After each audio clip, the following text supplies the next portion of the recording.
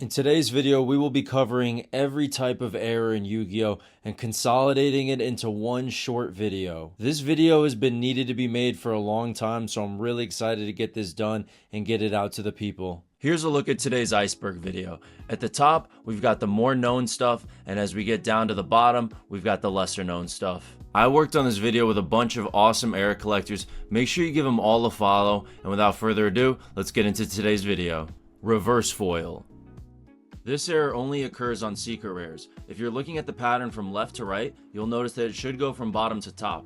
However, with the error, it goes the opposite direction. It goes from top to bottom. You can find this error on vintage Yu-Gi-Oh sets during the Duel Monsters era. You can also find it on BBT Collector Tin secret rares. This error typically multiplies the price by 2. Foil bleed.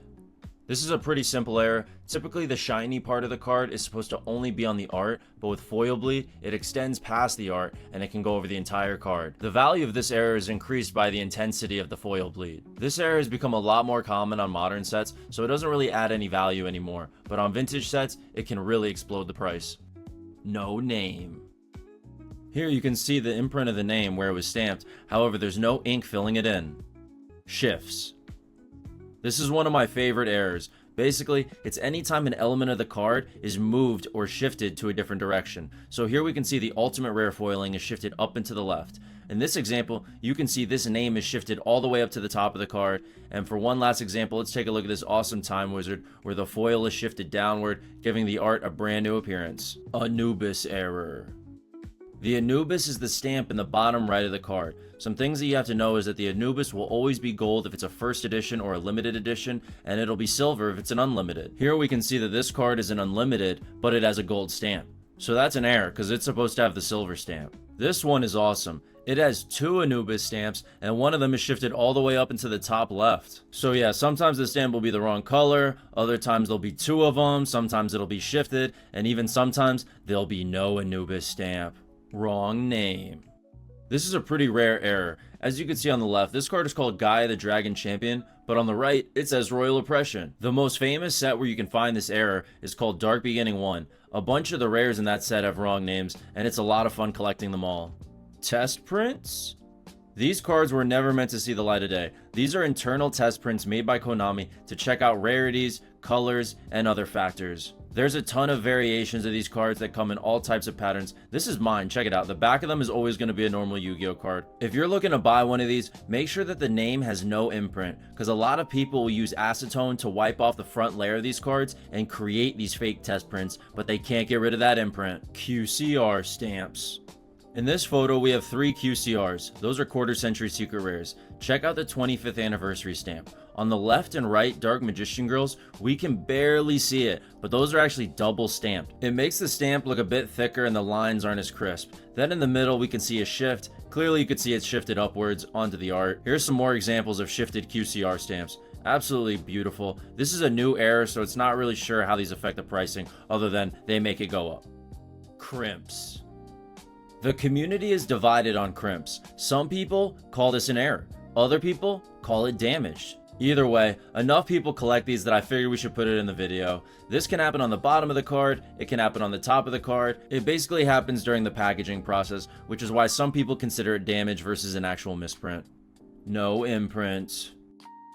This is similar to the no name errors earlier, except this time it doesn't even have the stamp. This card literally has nothing in the nameplate, and for that reason, it's worth a lot more than the imprinted no name version. Super rare, super hard to find, amazing grail. Incorrect or missing foil. This is pretty self-explanatory. On the left, you can see the normal version of the card with a holographic shiny foil pattern, and on the right, you can see the same card, but it's missing the foil layer. Here's an example of an incorrect foil error. On the left, we've got the normal version of the card, which is a secret rare. It's got the diagonal pattern. And on the right, we've got the incorrect foil. This is a super rare. So basically, it's just got the usual hollow shiny pattern. These errors still occasionally happen to this day. Foil line. These really only happen on vintage sets. Here we're looking at LOB on the left and we're looking at a starter deck card on the right. It's basically just a line that goes over the artwork, but it really just makes the cards look so cool. The placement really matters for the value on these because it could be right down the middle, it could be on the left side, it could be on the right side. Either way, these are big money. Miscut. When Yu-Gi-Oh cards are printed, they come on this giant sheet, so they need to cut them up to get them into the individual cards. Well, sometimes when that happens, they don't do a good job. The more messed up your card is, the higher the value. As we can see on the left side, we've got a card that also has a spell card on it. Multiple names. Alright, let's break this down. On the left, we got a card with 2 names. On the right, we got a card with 3 names. And in the middle, we got a card with 2 names, but one of the names is upside down at the bottom of the card, and it's the Winged Dragon of Ra. Anything is possible in Yu-Gi-Oh! In this example, you could see that a dry name was printed over the wet name, causing some gaps in the print. Attribute error. So the attribute is in the top right of the card, and sometimes it gets messed up. This is a famous example of Goblin Attack Force. On the left you can see what it's normally supposed to look like, and on the right you can see the error version. Our next example of an attribute error is from the Legendary Collection box. So the God cards in this set and Quarter Century Secret Rare all have this error where the attribute comes in a different language. It could be Italian, Germany, there's a bunch of languages. But it's funny because in this set, the non-error is worth a lot more money, just because the error version is so common. Wrong name rarity. The color of the name of a Yu-Gi-Oh card will vary based on its rarity. Secret rares will have a silver name, and ultra rares will have a gold name. So this error occurs when they have the wrong name rarity. In this example, we could see a secret rare with a gold name on the right. Fades. This is the most complex category of errors so far. We could honestly do an entire video filling this up, so give me a comment, give me a like if you would like to see a video fully breaking down faded cards. But we're going to give you the spark notes right now. Faded cards are cards that come out of the factory with insufficient ink. It's usually the magenta inks that are the most faded, so you can see on these trap cards that they really just become gray. Same with fusion cards, but in general they give the card a different appearance. They typically come out a lot more yellow. On purple cards they come out more gray, and they have different variations of intensity. The levels for fade are lightly faded, medium faded, heavy faded, and max faded, with max faded cards sometimes going for thousands of dollars. Frontsy backsy. So I made this name up. This is basically when you can see the back of the Yu-Gi-Oh card through the front of the card. It doesn't come up that often, mostly just on Rarity Collection 1 like the card pictured. Extra ink.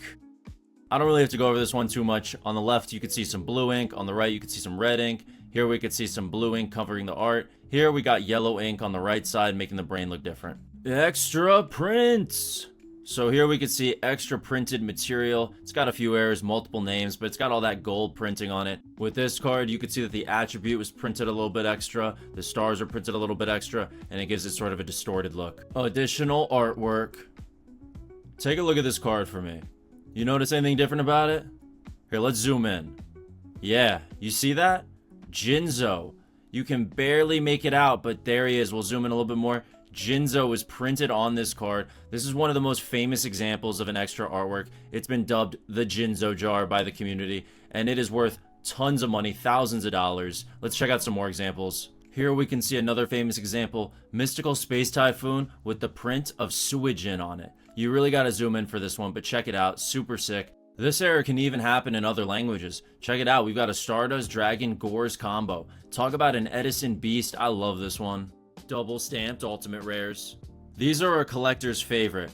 Ultimate rares have this stamp on them, and sometimes they get multiple stamps, which gives different versions different colors. We're just going to be going over the most famous examples. Here we've got Plague Spreader Zombie. We got the normal version on the left, we've got the blue version in the middle, and the green version on the right. This is in value order too, so the green version is going to be the most expensive one. This one's the most famous example, the Black Rose Dragon. On the left, we've got the normal version with the dark red color. In the middle, we've got the gray stamp, which goes for $5,000 pretty much raw. And on the right, we've got the pink stamp, which is worth a couple thousand. Gray stamp ultimate rares are the most common, so here's one more example.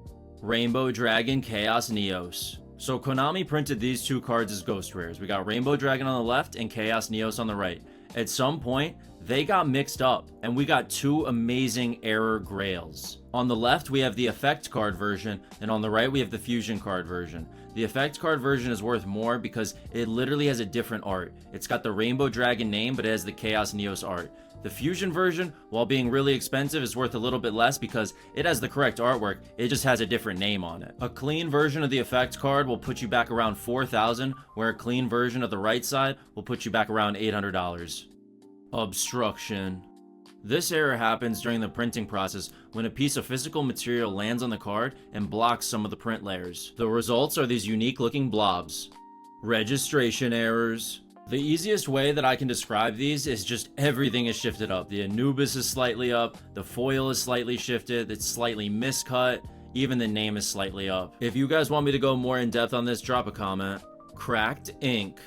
Cracked ink is a type of extreme fading where you get these cracked lines all over it. I've only seen this error occur in Metal Raiders, but I'm sure it could happen in other sets as well. Poker/football. Take a look at these cards. You see anything different about them? Go a little closer. Your eyes are not deceiving you. There is a poker card printed on these cards. Alright, let's check these out too. Zoom and enhance. Okay, these aren't poker cards, but I can definitely see some words printed on this. Let's check out the other one.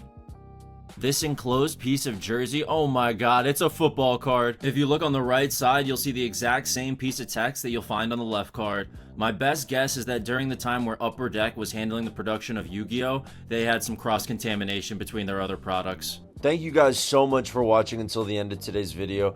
Please go check out some of my other content. I'd really appreciate it. Big thank you to all of my contributors. These guys are amazing error collectors. Please follow them on Instagram. I'll see you guys on the next video.